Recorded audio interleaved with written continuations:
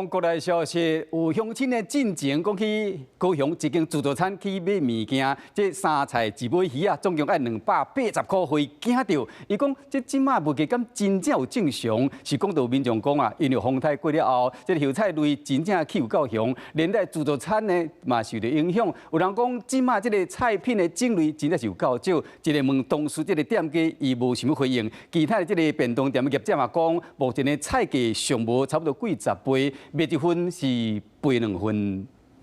几啊项菜拢摆出来，肉有煎的、煎的、甲卤的。高雄这间自助餐食到的时间也未到就临调，不过进前却搁再有消费的争议。3项配菜一尾鱼甲饭，拢总280，消费者惊一条上网问讲，这个介绍敢有正常？破问了后，就随行讨论。280就太贵了，超过200不太合理。民众感觉无合理，啊那网友嘛讲，风台过了后，即马菜介绍已经起价，起到天崩。对，比较少，价钱也比较高一点。可能是台风过后吧，然后就是菜也变比较贵。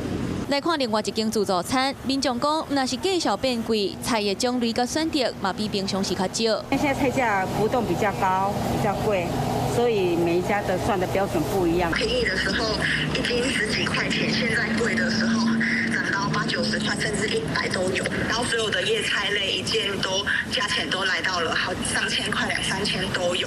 我们现在几乎等于是卖1份赔2份的价钱。啊，那其他便当的业者嘛表示，菜色介绍起悬，即马卖1份，等于是了2份。坦白讲，菜商无法度正常提供，店内卖的菜种类确实有减少。风台过了后，店家嘛受到影响，敢若望消费者会当体谅。你好，我是宋彦明。想掌握最及时的新闻资讯吗？赶紧订阅、按赞、开启小铃铛，锁定华视新闻 YouTube 频道。